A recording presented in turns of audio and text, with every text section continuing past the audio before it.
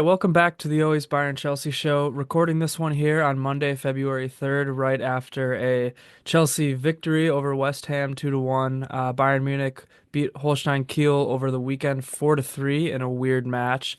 And then there's been a lot of transfers going on, so I feel like we've got just a lot of stuff to kind of run down, and this is going to be a good, busy episode, I think. Yeah, I feel like it's been a minute since we got a couple of wins. That Wolf weekend was a good one, but for Chelsea to finally get a win, Bayern continue some winning ways as well, always great. And they really started off the weekend great Saturday morning for, you know, 95% of the match, I'd say. Yeah, definitely. So yeah, we'll kind of run down that full match and give you all the details about that one. But before I jump right into it, I did want to mention this is a video episode again, so check it out on the YouTube channel and subscribe to the YouTube channel because we're close to 100 subscribers, and I don't know if you've thought about this at all, but I think maybe I'll do try to give away maybe my little FC Bayern cards or we'll have to do a special episode, for 100 subscribers. So, um, I don't know. Maybe if you want these good-looking cards, I subscribe. think if you show yourself as the 100th subscriber, you notice that you're that person, and you send us a message, I will give you 5 minutes of time on the air in a podcast, whether it's video or not. If you want the 5 minutes in an appropriate setting, I'll give it to you. But only if you notice that you're the 100th and then send me a message. Hey, that's a good one. Yeah, so we're still ironing out the details there, but the point is, video episode, subscribe on YouTube, and we will do something special for the 100th. So just, keep building the anticipation for that. And yeah, maybe you, listener, will be the magical number 100. But yeah, let's jump into this Bayern Munich match against Kiel over the weekend. 17th place Kiel in the Bundesliga versus first place Bayern Munich. But I will mention that despite Kiel being the 17th place team, they did, if you remember way back in the beginning of the season, actually stole some points and drew against Leverkusen. And then not as long ago, they also handily beat Dortmund. So they were, they're a feisty little team and they're not going to be consistently good in the Bundesliga, but they are up for surprises every once in a while, as this match almost turned out to be. But let me just start by talking about the lineup company throughout there. Neuer, healthy enough to play now in between the sticks.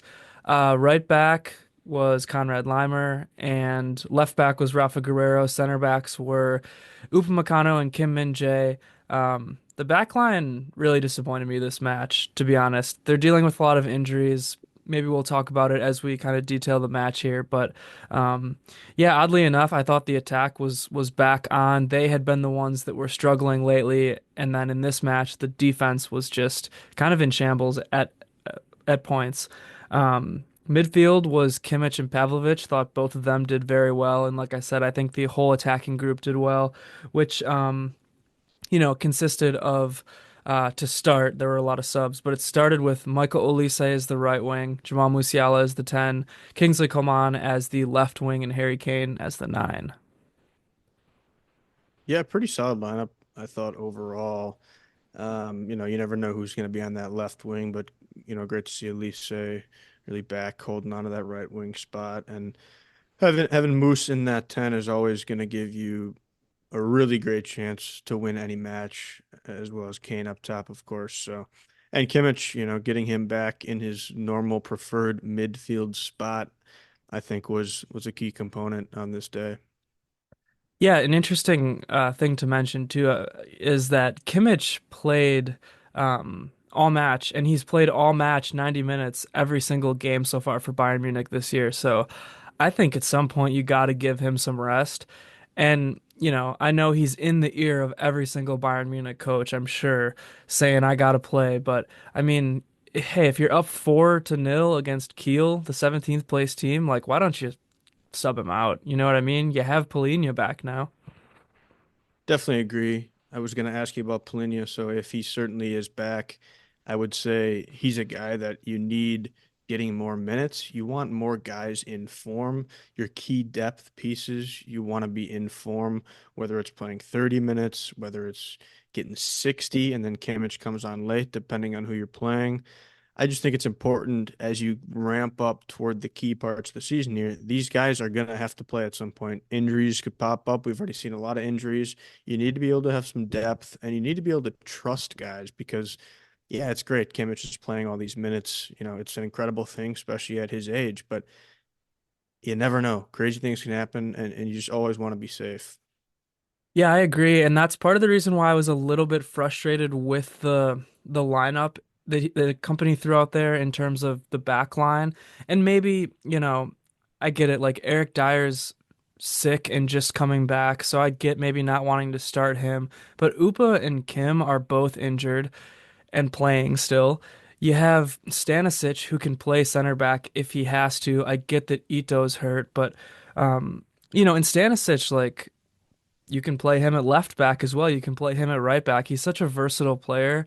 And then you have Sasha Bouet, who also didn't play at all in this match. He could have played at right back, at least some minutes. So I was just a little bit bewildered by the lineup. Like I get Limer's been playing good at right back, but he's been playing a lot too. And then Guerrero on the left-hand side is just such a defensive liability. I don't know what his deal is this year. He's been contributing nicely at times to the offense, but um, yeah, I mean him and Kim on that like left-hand side have just led to so many goals by their individual mistakes. So I feel like a match like this, especially, you got to start to rotate some of these guys in. Yeah, Bouet, I'd like to see rotated more. Stanisic, you wonder, are they just nursing him back slowly, giving him an off day here after him playing, the other day there. So, yeah, some interesting choices that company will have to make, I think. But, as I keep saying, depth is important. So we'll see what happens with company's plans over the next few weeks and months. Yeah, agreed. So, kind of getting into the match now. The beginning of the match, there were some chances for both teams. Honestly, Kiel had created some chances for themselves, and Bayern did as well. And then as the match went on, we kind of saw Bayern's offense start to take over, really accumulating in this brilliant goal. Maybe my favorite team goal of the season so far for Bayern Munich. I forget how it started, but it was kind of in transition, and then it got to Kane, who played a beautiful ball to Olise. Olise kind of makes a defender look foolish, and then finds Musiala kind of trailing in behind him, and Musiala just puts the ball in the back of the net. So beautiful assist by Olise, beautiful goal by Musiala to finish it off and to be there. And that's like how I want to see Bayern's offense running. That's, in my opinion, the epitome of how good they can be. Kane, Musiala, and Olise kind of free flowing, creating space for each other, and linking up like that in just a beautiful combination. Yeah, combos like that are a thing of beauty, as you mentioned, and we've been kind of waiting to see how long it would take for some of these connections to really form. Guys have been injured in and out of the lineup, so it hasn't been as smooth of a transition as you'd hope. But the talent that they have, you're going to see goals like this, every few games, if not every game, or at least chances created like this. So for them to be humming along like that in the first 20 minutes of the game as well was very important. Yeah, and I kind of mentioned it earlier. This match, their offense, I thought looked great. Sure, they missed some chances. Sure, Kingsley Coman skied a couple balls into outer space, but overall, the offense worked essentially how I want it to work, which is interesting because I kind of ragged on the defense and I will continue to rag on the defense as we talk more, but um, it had been kind of the inverse lately. The offense really since the winter break resumed, the offense really has not been connecting. They haven't been gelling. So it was good to see them do that here. Again, like a little bit of a preface, this is the 17th place team in the table. So if it's not humming here, you're really in deep. But either way, it was nice to see that. And then a little while later in the match, we actually have my moment of the match, and I will be sure to highlight this because I'm probably going to rip on Kim a little bit more later for how the match ended. But this here moment of the match, it was a goal line clearance by Kim. Kiel kind of broke through Bayern's defense, which again, worrisome. And as the match goes on, more worrisome and more worrisome. But ended up with a shot, and Kim, yeah, just a beautiful goal line clearance. And you kind of see him pump up the crowd and pump up himself and the team. So that was just a nice moment. And I think. If that would have gone differently, the match would have really taken a bad turn or could have. And clearances like that for a defender is the same as scoring a goal or providing a beautiful assist. You could be having a dog shit day as a defender, letting guys in behind, not blocking, not clearing balls, whatever. And then all of a sudden you make this game-saving clearance or a block, whatever the case may be. But to a defender, that is scoring a goal and is just as important. And so, I love when that happens for a defender, and I love when they celebrate just as much as a goal because, in my opinion, it matters just as much. 100%, 100%. Yeah, and then as the half goes on, I don't know, some chances here and there. Again, I liked overall what Bayern was doing. I thought Pavlovic was looking good. I think he's slowly taking steps to getting back to the player he was before he injured himself. Earlier in the year, and we can kind of see this match by match. In my opinion, he's getting a little bit better. Um, yeah, again, that left wing side, it was Coman today, and then later on there were subs, but wasn't always pleased with what I saw over there. But yeah, right before halftime, we see the second goal of the match into stoppage time, and actually Kingsley Coman. Here's a really good moment from him after skying across, puts a beautiful cross right into the head of Harry Kane. And Kane, yeah, just buries it. And I got my Kane jersey on if you're watching. Um, you can see the beautiful white kit here. And yeah, it was kind of, I felt solid going into half with a 2-goal lead. Super creative assist, I thought, by Coman getting on his left foot there, his off foot. And to Kane's part as well, super creative with the finish, kind of going back across the goal where the keeper um, probably chose the wrong way. Tough to save in that moment, but a tidy finish by Harry Kane.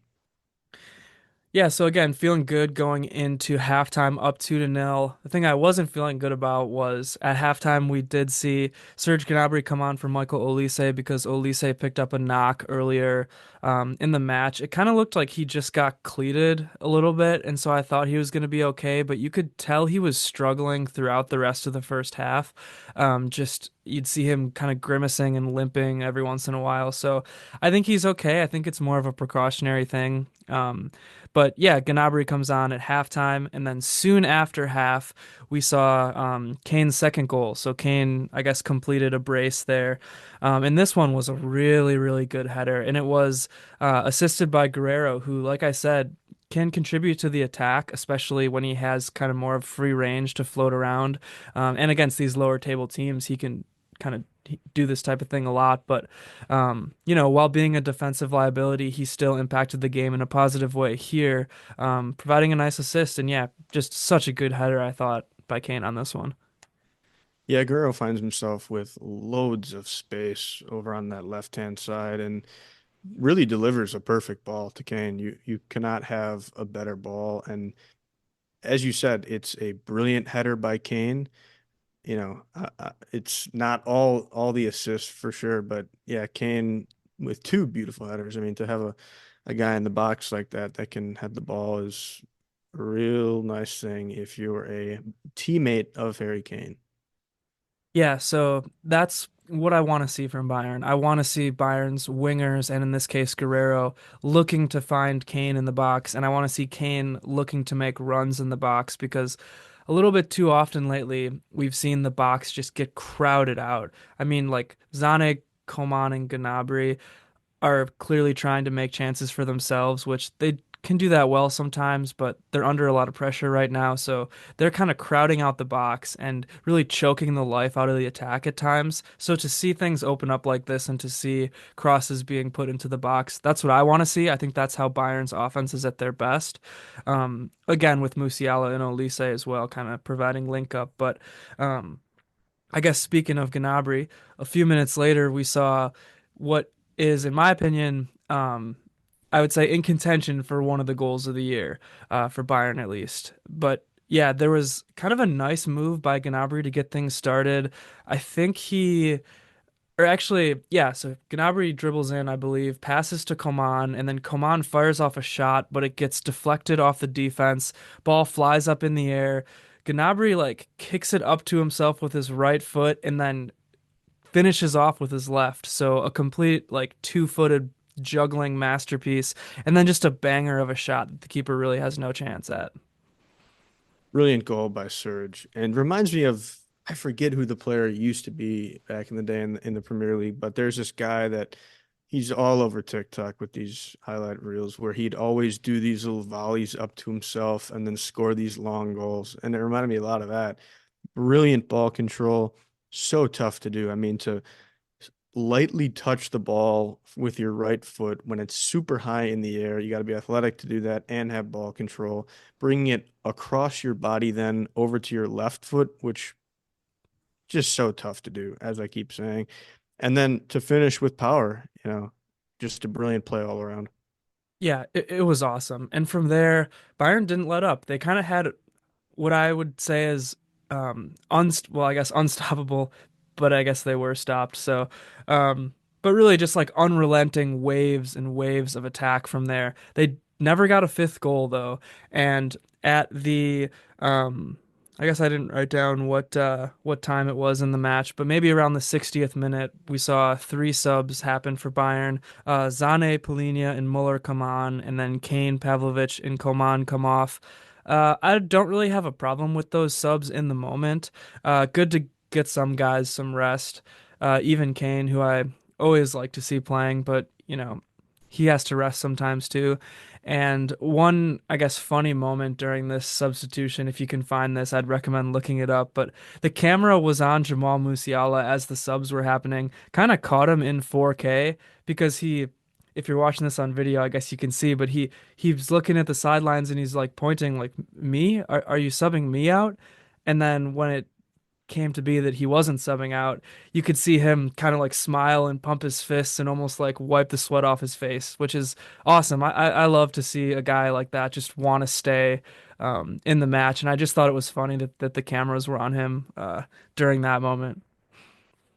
It is funny. I didn't catch that, but yeah, you always want your players hungry for more minutes, hungry for more opportunities, especially when you're up 4-0 at a certain point, more goals could be coming. So, but yeah, I agree on the subs in terms of whether they were the right decisions by company or not. I think when you're up 4-0, you can really do whatever you want because if you blow that lead, you're the worst, most embarrassing manager of all time. So, um, and we were just talking about Polina getting more minutes. So for him to come on in that 60th minute, completely makes sense. Although it was for Pavlovic, not Kimmich, but nonetheless.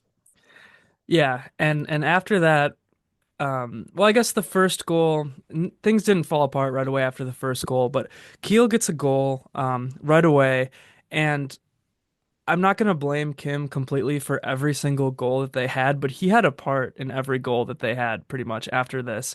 I believe it was this goal, this very first one, but one of them here, one of these Kiel goals, started from a pass that Kim just was trying to find Gnabry, and he just passed it right to Kiel, and then instant attack. Instantly, they're outnumbering Bayern, and they kind of just go in and score there. Another one of the goals was kind of a miscommunication between Kim and Rafa. It looked like creating so much space for Kiel. And then the last goal I want to say was the one that was actually Kiel had another instance of so much space. Bayern's defense just totally went to sleep at the end here, which I should mention, by the way. The last two goals came in stoppage time. So that first one was in the 62nd minute. And then in stoppage time, we saw two goals happen in 2 minutes. The last one was a shot that Neuer actually made a really nice save on, but then the deflection went right to a Kiel guy, and he just put it right in the back of the net there. So at the end of the match, things were super nervy. It was 4-3, but that's how things ended up. Yeah, I'm not super concerned. I think when you're going to play a better team and get down to the nitty-gritty in the later minutes, you're probably not making those subs anyway, and you're going to lock down and be more focused. So I'm not necessarily worried mentality-wise. I think it's just frustrating because you like to give up less goals. And that first one, I will say, was a really nice finish, even if a mistake was made prior. So credit to the guy for that. And then, the second and third. Second one did seem like kind of a nice little team play by Kiel, and you're getting down to those last minutes, and maybe you're a little tired, and a little more space does open up in the box.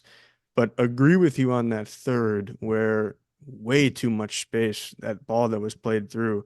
I mean, I could have played that ball through with my weaker foot. Um, and from there they were bound to score. Happens off the rebound. But yeah, I think it's definitely a lesson learned, and you're lucky that you only allowed three as opposed to four. Yeah, well, I will say you are much more special than most people in the world, even professionals with your weaker foot. So, just if you're listening out there, I mean, take my word for it. But yeah, that ending was something you want to forget. I mean, Bayern clearly just kind of went to sleep there defensively. One other thing to mention, though, we did see Adam Aznou get subbed in the 85th minute. Um, he's a youngster. He's a left back who is more of the profile of Davies.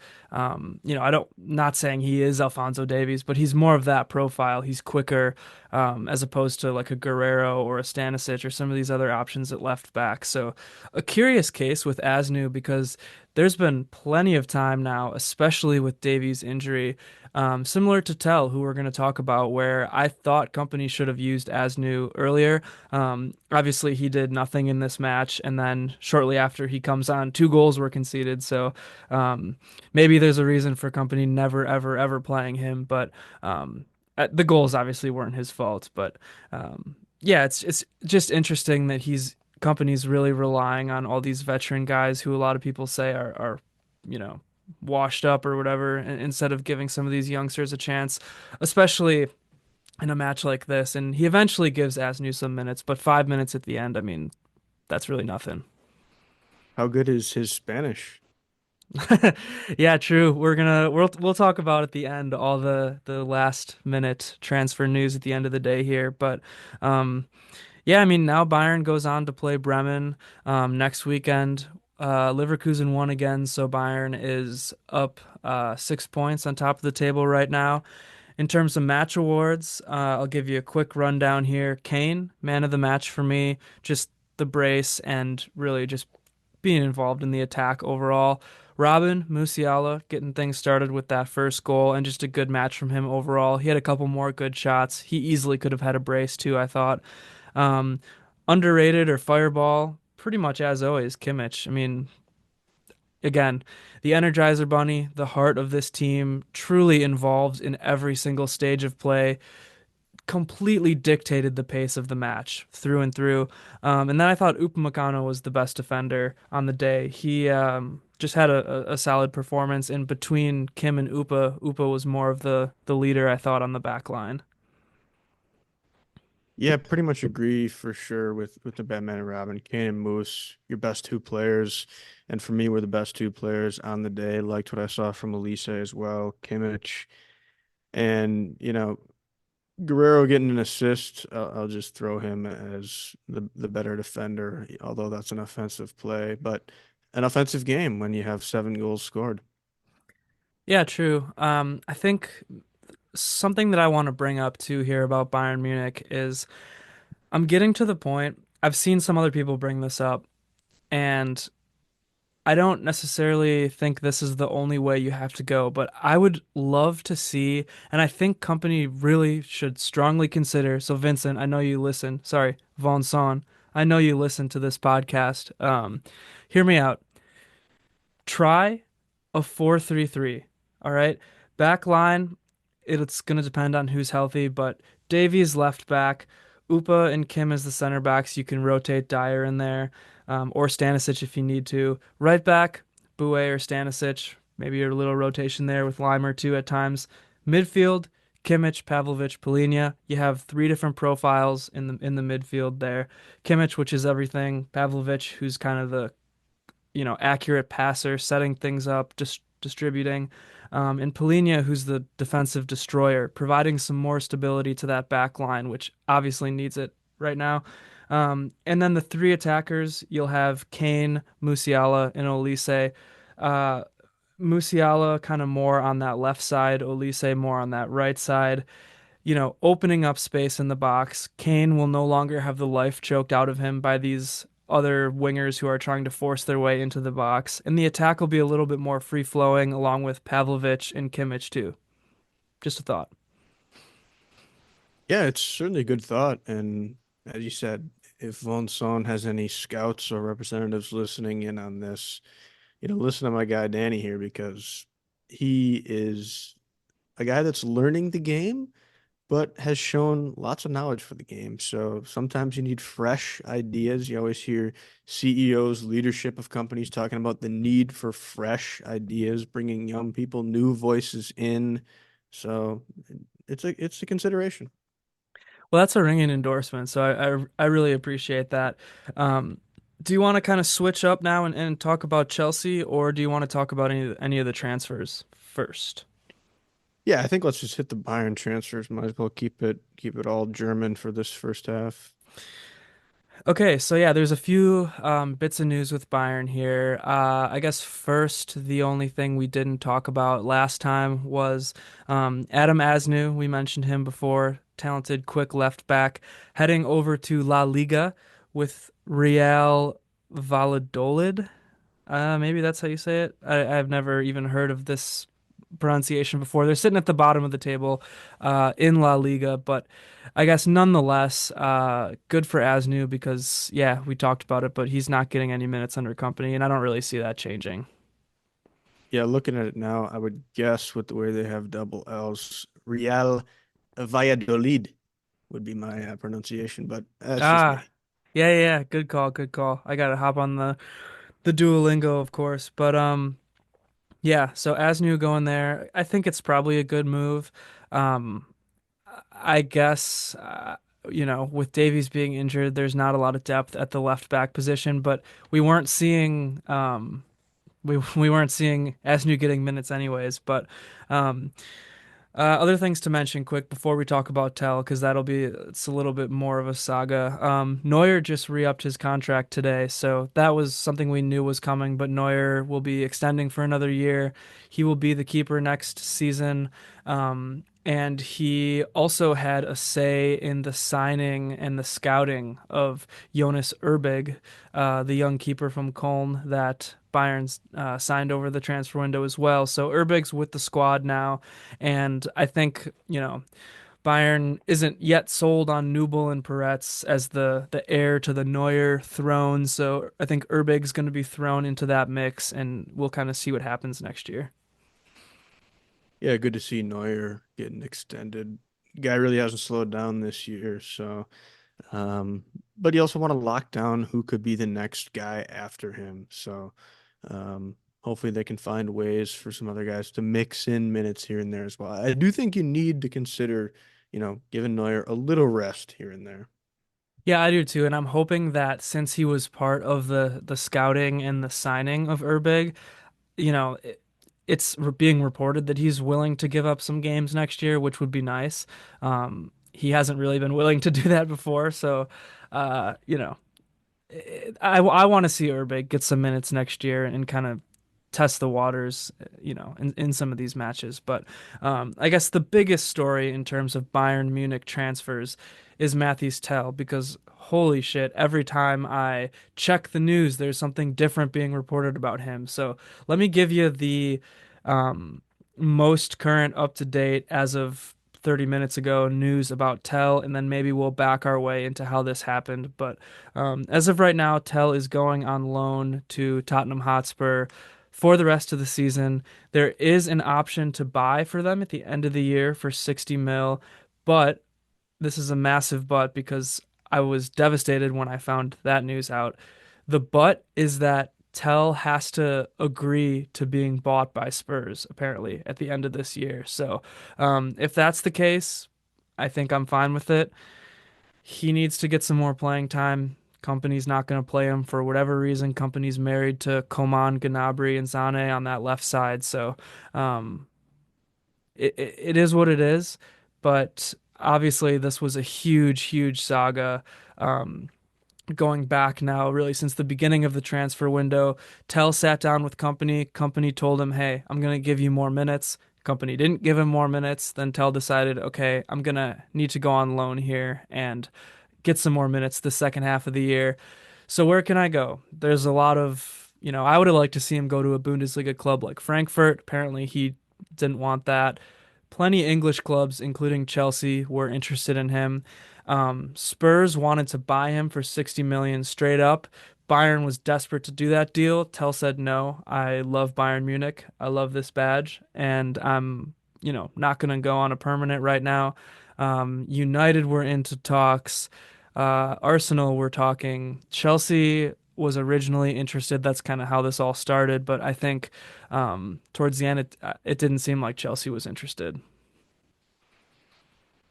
If you believe briefs, I guess. Yeah, from my understanding on the Chelsea side of things, they've always really liked him. One of the two sporting directors at Chelsea is apparently head over heels in love with Mathys Tel and would do anything for him, essentially. So, kind of embarrassing overall for Chelsea, whether you like the guy or not, Mathys Tel.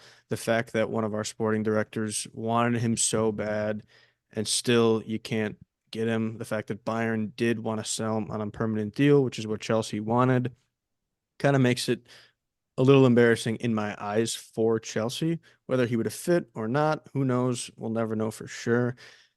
So yeah, it's kind of interesting. It sounded like Tell, wasn't really sure about playing time, which is fair. Chelsea's kind of been a mess in the attack. We've seen a few guys leave now, so maybe it would have been more interesting. But nonetheless, that's kind of how it played out from the Chelsea side. I think United and Arsenal never really were in on a permanent deal. So if Tell was leaning toward those two, that's probably why he didn't end up going there because they weren't willing to meet Bayern's demands. Yeah, and it was just such a strange thing at the end of it because, yeah, I mean, it starts with Tell wanting to stay at Bayern and then not getting minutes after being promised minutes and then deciding to leave, you know, rejecting Spurs because were only in it with a permanent deal at first. And it sounds like, by all accounts, Tell loves Bayern and he wants to. I mean, he said he wants to be a legend at the club. He learned German in 6 months. Like, by all accounts, he goes on all these fan club visits and everything. And so, um, yeah, but obviously he needs to get minutes to continue his development. I'm sure his agents and everybody were in his ear telling him that. So, um, end of the day, after so much back and forth, Spurs, I guess, were willing to do the loan with an option to buy. But again, now it sounds like Tell has to accept the option. So I don't know. Maybe by the time the next episode airs, something different will have dropped. But I mean, the transfer window is closed now in Germany, and Tell has signed the contract. It's just the details of the contract that I think need to be kind of ironed out, or at least publicly talked about more. Yeah, as long as you submit the deal sheet and that's signed, you're all good. And then I think you can get some minute details after that. But unfortunately for Tell, he's a young, exciting player that I would have loved to be a fan of. I will never be a fan of him just due to the fact that he will be wearing a Spurs jersey. Similar to Harry Kane, I can respect him as one of the best players ever in England, but he wore a Spurs jersey, so we'll never like him as a human being or player. Yeah, I can't blame you for that, I suppose, as a Chelsea fan, but as a Bayern fan and as a Tell the person fan, I want what's best for him at the end of the day.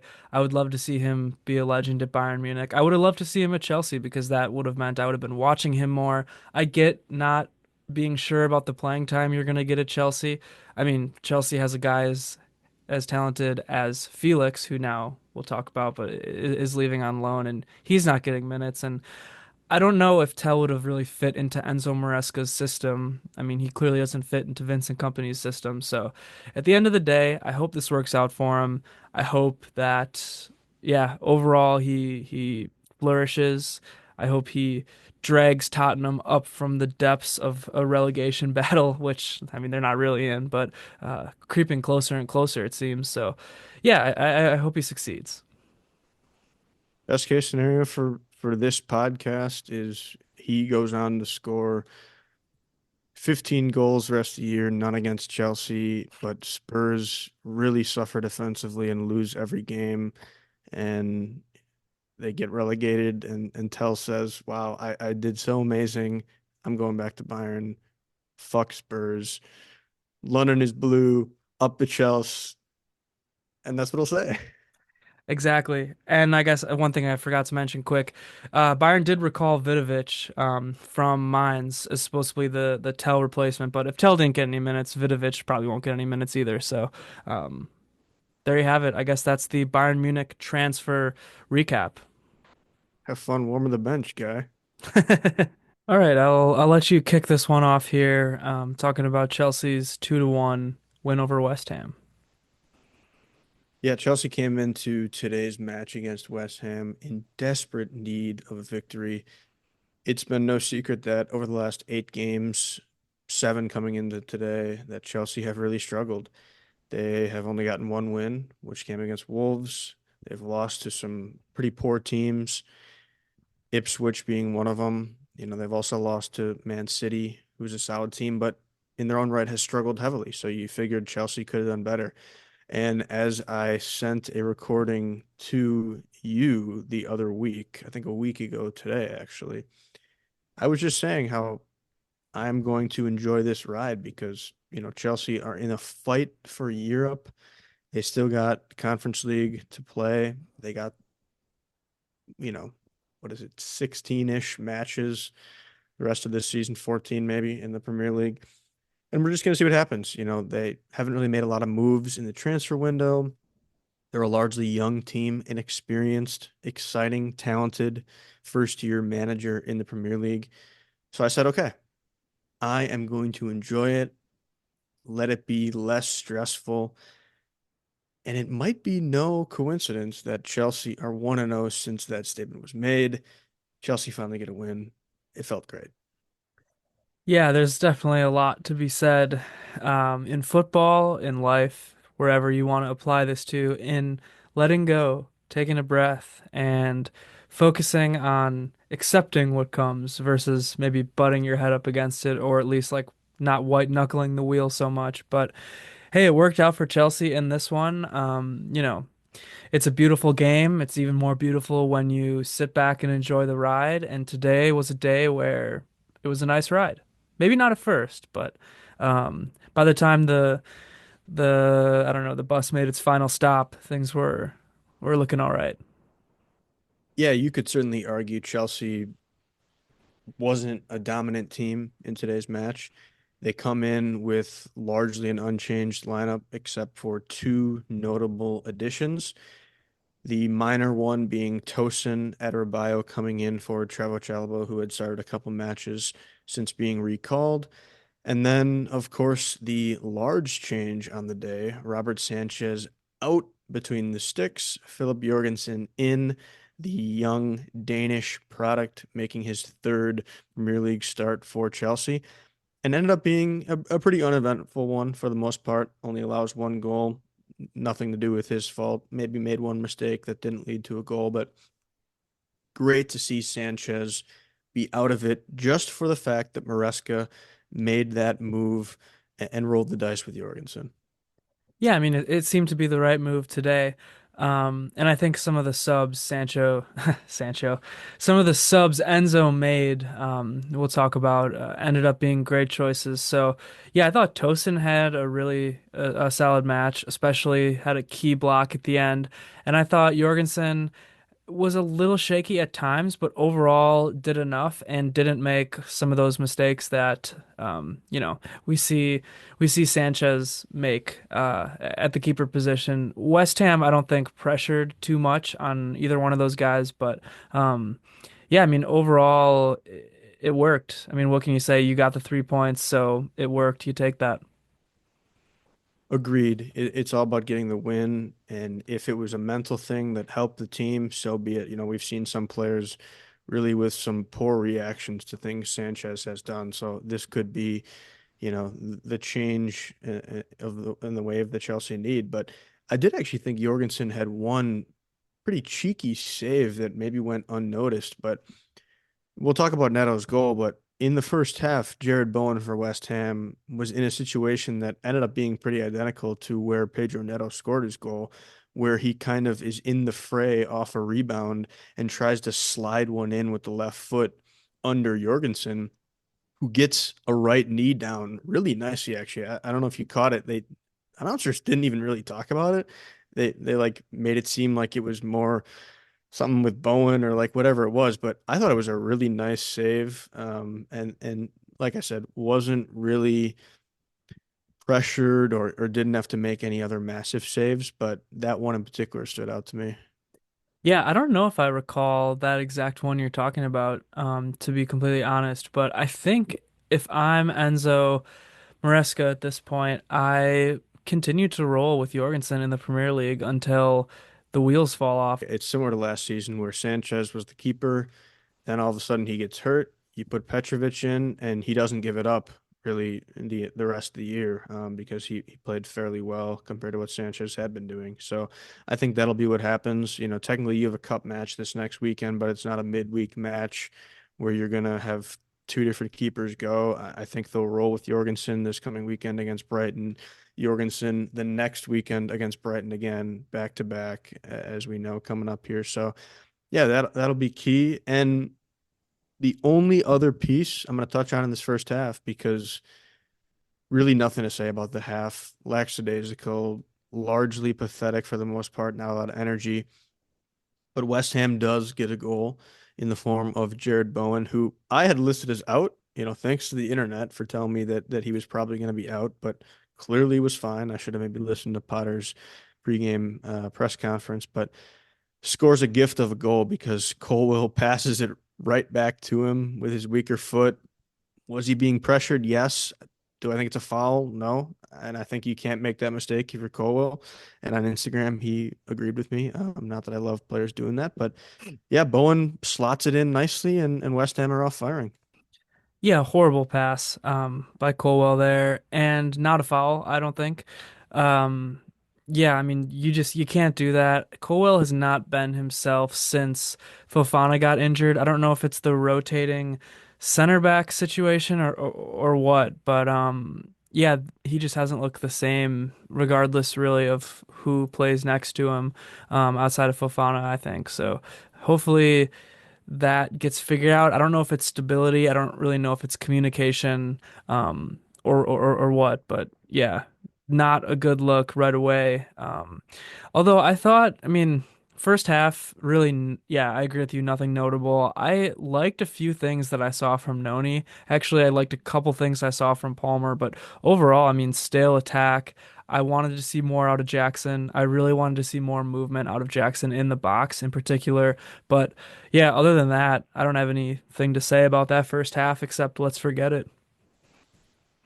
Agreed. Not much exciting going on. Jackson really didn't show much for me. I thought the two wings were okay. Agree that I thought Noni was better than Sancho, kind of for the most part there. But, as we move to the second half, you're thinking, okay, over the last seven, we've had this approach where we've actually done better in the first half, worse in the second. So now, what is Chelsea going to bring in this second half? And no subs at half, which is weird because then 6 or 7 minutes in, Maresca makes two massive substitutions, Neto and Guiu coming on for Jackson and Sancho, which are the two I probably would have agreed with, Jackson and Sancho being the worst two attackers in that first half. Just funny to me that Maresca waited 7 minutes. Yeah, I liked those subs. Like you, I thought that those two, Jackson and Sancho, were something wasn't working. I mean, They just weren't providing for that attack. They weren't creative, stale, I think is how I would describe them. No idea why the subs didn't happen at half. Yeah, just to happen 7 minutes later. Not sure about that. Maybe Enzo said at halftime, "Look, guys, I'm gonna give you one more chance, and if you don't prove me wrong here in a few minutes, you're getting the boot." And that's what happened. But it turned out to be the right call. Um, Neto, I think, just brings something to this attack that the other wingers really don't at times. Neto just has that burst of speed, those fresh legs coming on as a sub, especially. And yeah, I mean, the crosses that he plays, I just want to reiterate, those are beautiful things. And I a lot of times wish Bayern's wingers would play crosses like that. Yeah, I mean they're completely two different guys in my mind. Neto and Noni. Noni takes guys on, tries to dribble a lot, get into the box. Neto likes to cross, get past guys over to the kind of touchline there, and just provides a ton of energy, especially with winning the ball back. So to me, those are kind of the huge things. It was interesting because Neto comes in originally on the left wing and wasn't super effective, which isn't that surprising. I think at times he's better on the right wing. So didn't end up moving over there until the 61st minute when Gusto and Nkunku come in for Noni and James. And, the fact that Maresca made four subs in the first 61 minutes, I think was huge. I think showed that he's willing to change and do awesome things like that. And that allowed Neto to do exactly what you were saying with those crosses. So that's really the important thing in terms of a Maresca aspect. And then he's rewarded 3 minutes after those second two subs with a Neto goal. Yeah, and that goal actually started with a cross by Neto, right? And then there was It kind of did. a rebound. I think Enzo took the shot, rebounded off the keeper, and then Neto, kind of trails it in and ends up finding the back of the net. So overall, just that cross, that action of a cross really started off something good. It started off something creative, which Chelsea was kind of lacking up until that point. Agreed. Yeah. And I think, part of that's GU willingness to get into the box. We saw Kukurea multiple times really racing up into the box, notably in the first half, but really throughout the game as he always does. It was just interesting bringing in Nkunku as well. Even though they didn't necessarily have all these, wide open, huge chances, but they're putting a lot of shots on net, which is always important, can lead to great things. As we saw, both goals end up just being because you're putting shots on net. And this team ended up really dominating the second half once all four subs came in. I don't think Nkunku did anything flashy. I don't think Gusto did anything flashy, but they controlled that second half. I mean, I don't really think West Ham did a ton. I think I'm looking now, Chelsea end up with 72% of possession in that second half. West Ham actually a little higher XG, but it still felt like Chelsea were controlling that second half because of those subs. Yeah, I think it felt like Chelsea was really dominating the second half, even though, I mean, maybe the stats don't say that. It felt like that watching the match at least, especially like in terms of possession, like you said. But yeah, those subs, whatever it was, sometimes you push the right buttons and sometimes you don't, as I like to say. And today, I mean, those subs just changed up something in that attack because I'll just reiterate what I said, but the attack was stale and then something changed. I don't think you can directly contribute or directly like associate it with one guy, maybe Neto if you had to pick one, but the combination of all the subs just changed up the attack and maybe it just threw West Ham off. Like I don't know, maybe West Ham was used to the way Chelsea was playing in the first half, and then, because like you take Jackson off, and Chelsea doesn't really have a like for like with Jackson, so their whole attack kind of changes, and Neto switching sides, I think, affected the flow of the game and everything, and yeah, I mean West Ham just couldn't like match that once Chelsea made those changes. And West Ham, it looked like sure as hell brought a bunch of subs in trying to match some of these changes, but nothing really worked for them. Yeah, I think energy is a huge thing in this sport, in a lot of sports, and Neto and Guiu, quite frankly, provide a lot of energy. Guiu always a smile on his face. He's going to work harder than anybody on the pitch. And when Nico Jackson is not scoring goals, you can replace him directly with Guiu because he's going to give just as much energy, press just as hard, do the things that Jackson does off ball, making runs. And even if Guiu's not scoring goals, then it's really the same exact player because, Jackson's supposed to be a better finisher. So to me, I saw Guiu flying all over, throwing his body on the line. I mean, we saw him get hurt. Sounds like he's probably going to be okay, but that to me is massive. And I think shows that Maresca can throw him in there if he wants to, at least for the energy that he brings. So definitely the subs made the difference. And I think Chelsea, if they can just kind of ride this momentum and going forward, try to pick up that same energy level, wins will come. Yeah, I agree. It's about not being complacent. I think subbing Jackson out is a great message as well, just to anybody. You can't be complacent with how you are. You have to bring that energy like Giyu does, smashing his head into poles sometimes, and just, putting his body out on the line. But yeah, I mean, overall, I actually thought the first half, the best chance Chelsea had all that entire first half was a free kick that Palmer had that ended up not finding the back of the net. I think it was actually a really nice save if I'm remembering correctly. But Yeah. yeah, Palmer getting that goal off of, or actually, I guess it was an own goal, maybe credited as, I'm not sure, but Palmer shot it, it goes off West Ham and ends up in the back of the net. Yeah, Palmer had a pretty great day overall. Doesn't end up on the score sheet with a goal or an assist, but that second goal is him getting to the edge there and putting a ball, which, yeah, technically would have been more of a cross than a shot. But the fact that you're putting a ball in a dangerous area is always going to be a good thing. And I think any player would tell you that. So credit to Palmer for that. He probably should bag a goal in that second half. Had this moment where Caicedo slots one in the middle of the field, and then he's on the edge of the box and ends up with loads of space. I don't know what the West Ham defenders are doing, but curls one just outside of the left side of the goal there. Looks like it kind of went in, didn't. Palmer is probably going to tell you he needs to make that 9 out of 10 because when you look back at it, there's a ton of space and he should score. But still, he was great on the day. I thought him and Caicedo once again are just the best two players on the pitch at all times for Chelsea. I think Caicedo ended up getting the man of the match from the Premier League there. So those two doing what they do every match. Yeah, I think the shot that you're talking about, Palmer's gonna want that back. That's a shot that a guy like him can make. Wasn't an easy shot, but a guy with the skills that Palmer has can bend that one in.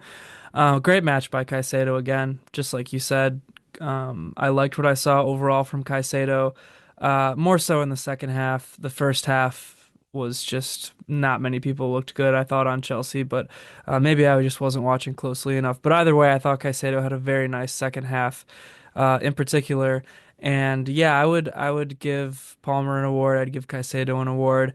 I would also give Neto an award just because things really changed when he came on and getting that goal was I think the energy boost that Chelsea needed. I mean, the crowd sounded like totally raucous after that. Up until that point, you could almost hear a pin drop, but after that goal happened, I mean, the crowd was totally back into it, and I think Chelsea just looked like revitalized to their core after that goal from Neto came in. So, um, he played a good match, but like even more so, I think emotionally and spiritually uplifted this team and the stadium.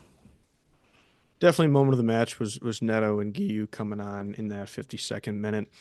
I will shout out a couple other moments and players. Agree with you on Palmer and Caicedo there for kind of the Batman Robin, but Reece James, since really coming back here from injury, has largely played 60 minutes at a time, but those 60 minutes are about the most professional as you can get for 60 minutes of play. So consistent, nothing flashy, but no mistakes. puts in 2 to 3 really nice crosses per game, sometimes including a corner or two. And I think he's just showing that he is one of the best right backs in the world, if not the best in England, when he's fit. I hope we can see him starting to get up to 90 minutes. But at this point, I will take 60 minutes every match if that's what he can deliver. And then Tosin, a huge block toward the end that we've seen now twice where he saves a match at the end with him putting a leg down. And that is huge. As I said with Kim earlier for Bayern, just huge for a defender to make a play like that. Yep. Yeah, I mentioned I thought Tosin had a really nice match, and I gave the defender of the match award to Reece James because of, yeah, basically what you said. I thought that he was really the life link of that back line in the first half, kind of holding things together, and probably the reason that things really didn't get more out of control from a standpoint of Chelsea spiraling in this match. But and then also, like you said, contributing offensively, there were two crosses that I can remember that he put into the box that if somebody else was there, I think one of them, Cucurella kind of headed like way too high, but I wanted Jackson to be there. I think if there was a little bit different or more movement in the box at different points in the match, I mean, you could see James getting an assist easily in a match like this if things were different. So, yeah, I mean, again, just another professional is the best word to describe him, I think. So,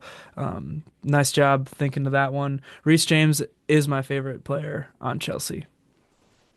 Yeah, I mean he really just is a professional player and professional person and a great leader for this team, so that's awesome to see.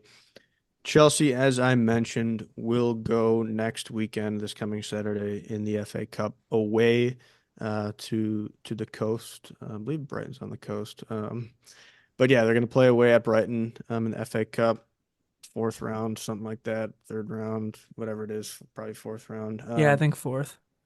So that'll be interesting. I think Chelsea's got to put out a strong team. Brighton has been shaky as of late. They just got pummeled by Nottingham Forest 7-0 this past weekend.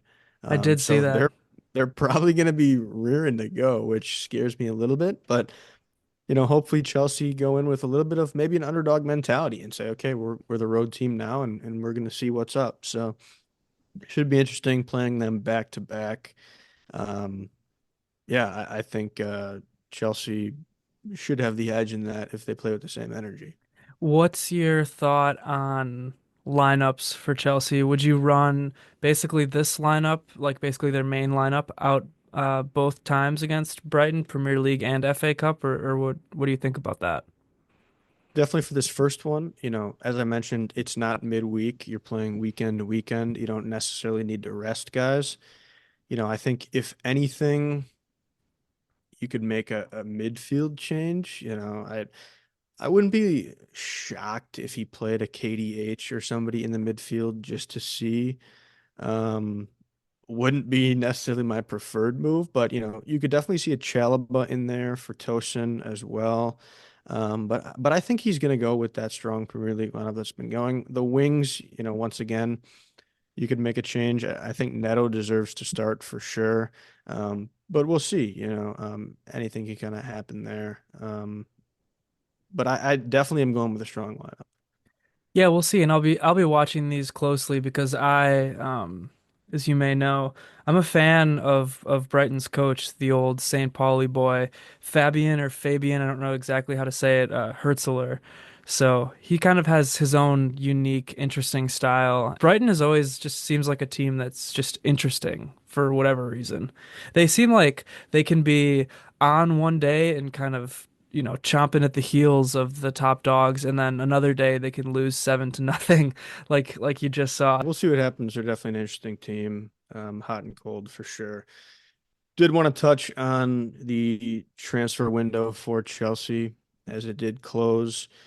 I'm gonna try my best to remember off the top of my head. I was trying to look for an account that put out everything summarized in a nice tweet. Unfortunately, I haven't really found anything, but off the top of my head here, I think, Chelsea brought in Chalaba as a recall, if you kind of count that. Then they just signed it today, Mathys Omogu, if that's how you say it. He is a midfielder out of League One at Saint Etienne. 15 million euros looks like. I was thinking that they were going to maybe loan him to Strasbourg, but obviously they didn't do that in time, from my understanding, unless that can maybe happen right after today. But that's going to be the depth, I guess, for the midfield with Lavia hurt, Enzo and Caicedo if they get hurt or need rest. So that's kind of your only incoming for Chelsea, unless I'm forgetting somebody. Yeah, I don't think so. I think it's yeah, just those recalls, and then I know I feel like I see something every day about a guy that they loan out. So good luck Yep. trying to run through all of those. Yeah, I'll do my best here. So we got Axel Disasi out on loan to Aston Villa. Did end up happening. He's not playing much and frankly makes too many mistakes, so that's fine by me. Chilwell finally leaves to get some playing time. Happy for him. Loaned out to Crystal Palace. Then you have João Felix. It sucks. From everything I've seen, this is just typical Chelsea with Jorge Mendes, who's Felix's agent. Sounds like they only bought him so that they could sell Gallagher and then make the PSR and do this favor for Mendes because Felix, who knows? But it's not great. I love Felix, but he's going to AC Milan. Then we have, let's see, what else do we have for Chelsea here? Dortmund Yep, and Carney. yep, Carney to Dortmund, and someone went to Vega went to Juventus, right? Vega did go to Juventus. Yep, that was a week or two ago. And then you got some minor ones as well. An academy product, Harvey Vale, who was actually Academy Player of the Year a few years back, ends up just being sold to QPR, I think, in the championship. Other small stuff happening. Caleb Wiley, who is on loan at Strasbourg, goes on loan to Watford now. But yeah, we didn't see Santos recalled from Strasbourg. They lost this last weekend, but they've been playing great as of late, competing for a European spot.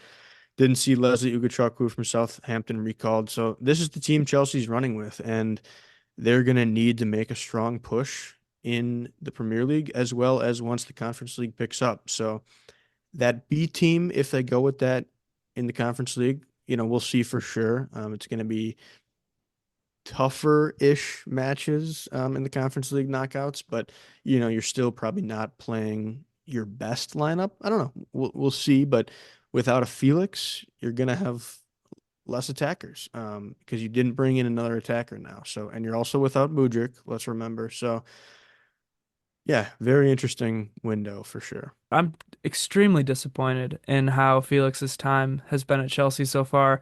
I've loved every minute I've seen of him playing.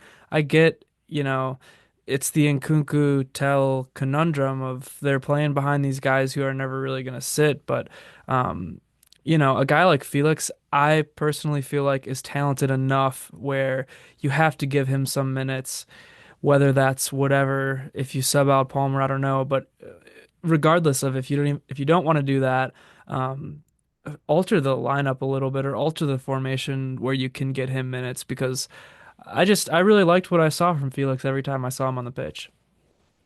Yeah, maybe my most joyous moments of this season so far have been watching Felix and Mudryk vie for the honor of me buying their jersey in the Conference League. And clearly a good decision by me to not buy either because they're both banished at this point. Mudryk literally banished, but yeah, it's definitely disappointing that it's coming down to this kind of political BS with an agent and the way Chelsea do things. I just think it sucks. I think it really sucks that that has to be the way it works, and it's disappointing. But I'm gonna back this team no matter what. I'm not gonna like every decision they make, but I will root on this team and cheer for all the players that we do have right now. And I still think they have the pieces that can get them to a top five spot in the Premier League. It's just about playing their best ball, and they will have to play their best ball for the rest of the season and I hope we can get there. And then in the summer, if we need to reassess, we'll reassess. But for now, this is the team we got, so we gotta let it ride. We got to enjoy the ride. And yeah, of course, stay tuned because at least on the Bayern end of things as well, A lot of Champions League ball coming up. I mentioned the Bremen match is next weekend for Bayern in the Bundesliga, but right after that, there is this horrendous week of 7 days where Bayern plays Celtic at Celtic. I'm happy it's not Man City. I talked about that kind of in the last Champions League edition episode, but Celtic is not a pushover team, and the way Bayern's playing, I mean, they lost to Feyenoord 3-0. They could lose to anybody in the Champions League. Um, and Celtic, I know, has a really, really good away atmosphere home for them, I guess is what I'm trying to say. But yeah, so Bayern goes to Celtic. Then they play Leverkusen that weekend in the Bundesliga, and then they play Celtic again, the return leg at the Allianz Arena the next week. So um, we're going to have a lot of stuff coming. Of course, we mentioned Chelsea plays against Brighton in the FA Cup and then in the Premier League. So it's going to be a busy couple of weeks, but strap in and as we say, enjoy it. Enjoy the ride. Yeah, definitely exciting matches to come. And one last time, subscribe to the YouTube channel if you want some fresh cards, if you want the chance to be live on the air. Subscribe, and once we get there, just let us know, and maybe we'll think of something else too. So, yeah, in the meantime, thank you for listening. Thank you for watching, of course, a video episode. We're gonna keep pumping them out. That's really all I have to say here at the end. You got anything else to sign off with? All I have to say is up the Chelsea. Mia san Mia, forever.